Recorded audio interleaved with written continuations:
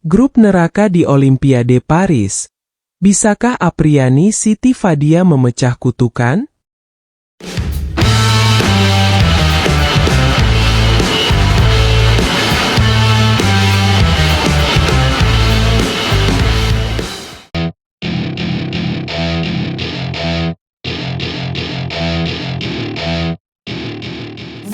Pernahkah Anda membayangkan bagaimana rasanya berada di tengah-tengah pertarungan sengit di ajang paling bergengsi di dunia olahraga? Itulah yang akan dihadapi oleh pasangan ganda putri Indonesia, Apriani Rahayu dan Siti Fadia Silva Ramadhanti, di Olimpiade Paris 2024 mendatang. Mereka telah terjebak dalam apa yang disebut sebagai grup neraka di cabang bulu tangkis, khususnya nomor ganda putri. Bayangkan saja, dalam satu grup, mereka harus berhadapan dengan 3 pasangan tangguh yang sudah malang melintang di kancah internasional. Ada Chen Qingchen dan Jia Yifan dari Cina, Mayu Matsumoto dan Wakana Nagahara dari Jepang, serta Pierre-Liten dan Tina Ahmuralitharan dari Malaysia.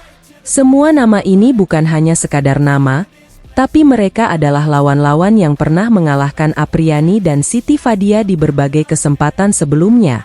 Eng Hian, pelatih ganda putri Indonesia, mengakui bahwa grup A ini memang bukan grup yang mudah. Siapapun pasti tidak ingin berada di grup ini. Tapi seperti kata pepatah, nasi sudah menjadi bubur. Apriani dan Siti Fadia harus menghadapi kenyataan ini dan mempersiapkan diri sebaik mungkin. Tidak lupa, kami ingin mendengar pendapat Anda. Beri komentar di bawah, dan pastikan untuk like dan share video ini. Jika kita lihat lebih dekat, bahkan pasangan dengan peringkat terendah di grup ini, Pierre-Liten dan Tina Ahmuralitharan dari Malaysia, bukanlah lawan yang bisa dianggap enteng. Apriani dan Siti Fadia pernah mengalami beberapa kali kekalahan saat berhadapan dengan mereka. Lalu bagaimana dengan Chen Qingchen dan Jia Yifan dari Cina? Tentu saja ini akan menjadi tugas yang sangat berat bagi pasangan ganda putri Indonesia ini. Namun, di tengah tantangan besar ini, Apriani dan Siti Fadia tidak gentar. Mereka tetap fokus untuk merebut 1 tiket ke babak 16 besar. Eng Hian menegaskan bahwa kondisi dan persiapan tim berjalan cukup baik. Setiap hari, mereka semakin fokus dalam mematangkan taktik dan strategi. Lantas, bagaimana cara Apriani dan Siti Fadia bisa lolos dari grup neraka ini? Jawabannya adalah dengan fokus pada setiap pertandingan. Mereka harus mampu memilih strategi yang tepat untuk setiap lawan yang dihadapi. Tidak ada waktu untuk meratapi nasib atau terlalu lama memikirkan kekalahan. Setiap pertandingan harus dianggap sebagai kesempatan baru untuk membuktikan diri. Peluang untuk lolos ke babak 16 besar memang ada, tapi itu harus direbut dengan kerja keras dan strategi yang jitu. Apriani dan Siti Fadia harus bisa menganalisis kekuatan dan kelemahan setiap lawan mereka, lalu memanfaatkan celah sekecil apapun untuk meraih kemenangan. Yang menarik, situasi sulit ini justru bisa menjadi kesempatan bagi Apriani dan Siti Fadia untuk membuktikan diri. Jika mereka berhasil lolos dari grup neraka ini, itu akan menjadi prestasi yang luar biasa dan membuka jalan bagi mereka untuk melangkah lebih jauh di Olimpiade Paris 2024. Bagaimanapun juga, Olimpiade adalah panggung bagi para atlet untuk menunjukkan hasil dari bertahun-tahun latihan keras mereka. Bagi Apriani dan Siti Fadia, ini adalah kesempatan untuk membuktikan bahwa mereka layak bersaing dengan pasangan-pasangan terbaik dunia. Kita sebagai penggemar bulu tangkis Indonesia tentu berharap yang terbaik untuk Apriani dan Siti Fadia. Mari kita dukung mereka dengan sepenuh hati.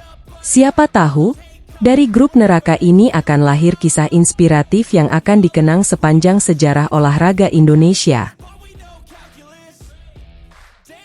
2 jagoan bulu tangkis Indonesia siap menggemparkan dunia di Olimpiade Paris 2024.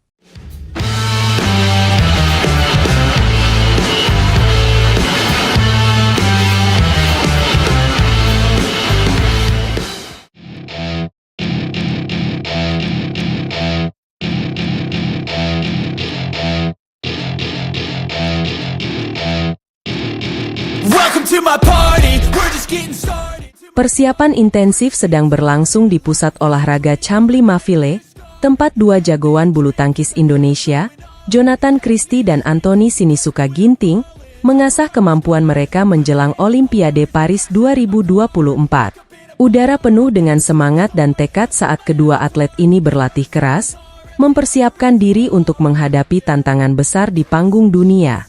Jonathan Christie, yang akrab disapa Jojo, telah mengalami perjalanan yang penuh liku.